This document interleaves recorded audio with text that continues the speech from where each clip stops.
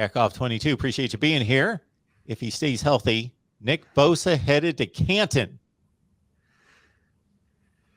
Well, he's been in the league for what now, 3 years? And I saw the other day, and San Francisco's, of course, got an illustrious playoff history that he's already their sack leader. Wow. In the postseason. Wow. Not Charles Haley, not Fred Dean, whoever else you want to come up with. Him and Joey could go in together if they retire at the same time. 5 years later, they'll go in together. They can stay healthy. Nick Bosa's had, even at Ohio State, he always had not always, but he had his issues. Obviously, the 2018 season he missed, but I'm not betting against either of those guys to head to Canton, because when they're healthy, they're just the best.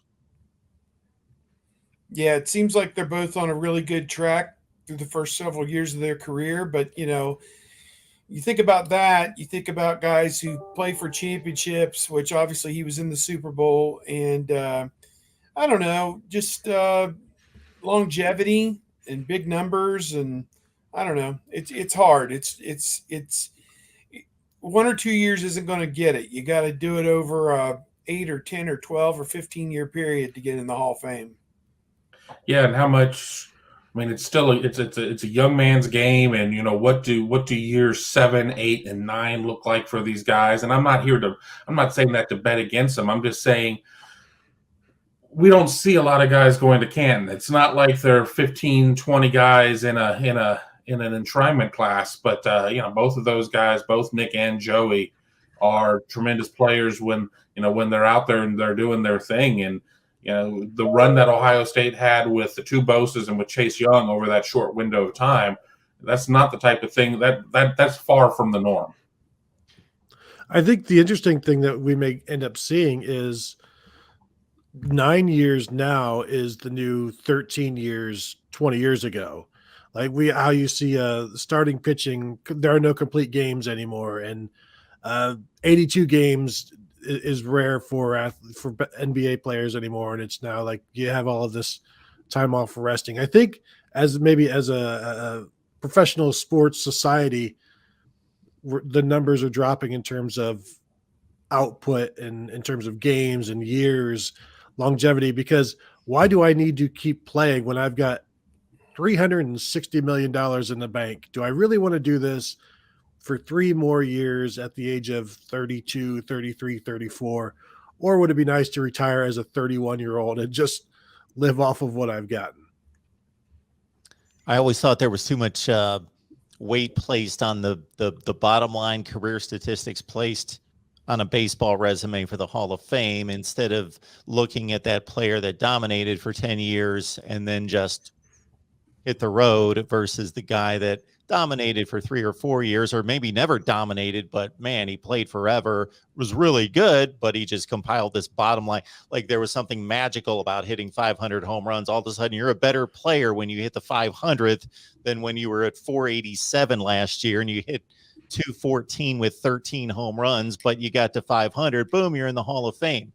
I always thought that was a dumb way to look at it. But in football, there's a lot more intangibles involved, where baseball, there's benchmarkers, and the reps at the plate just kind of tell you who's the best player statistically. But in the NFL, a Nick Bosa gets into the Super Bowl this year instead of losing in the NFC Championship game, and he's got a strip sack in the 4th quarter, and just there's more there for interpretation throughout a career, especially if you don't play a statistically based position like quarterback, running back, and wide receiver. And Chris Carter, if I'm not mistaken, for a number of years after he retired, he was the 2nd leading receiver in the history of the game, both in catches and yards. And it took him how long to get in the Hall of Fame? Well, and Joe Namath showed us that you don't even have to be a good player to make the Hall of Fame. I'm glad you said it. The dude threw a beautiful spiral, and he had all the talent in the world, but in terms of converting that into long-term production in the NFL, it just didn't happen. And maybe it was because of the knees or whatever, but he had one glorious run not running on the field, but run through the playoffs, of course, to a Super Bowl championship in which he completed all of 0 touchdown passes in the Super Bowl, but was the MVP because of a defense and a running game.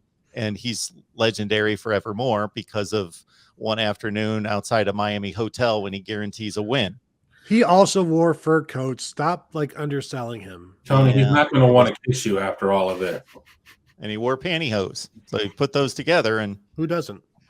it's a good look. But yeah, Joe Willie could really spin it. I'm not. I will get off this theme and get back to the Buckeyes here. But Yakov, you took us somewhere, so I could go on about this forever. I found it humorous that I'm watching a national show. This is like a month ago. I'm watching like an ESPN/Fox Sports. I couldn't peg which one today.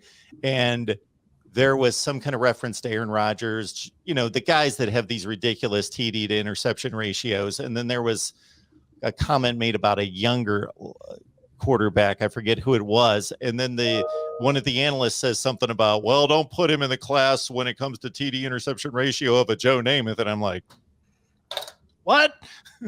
This dude had like 50 more interceptions than TD passes. Do you really know what you're talking about? Apparently not.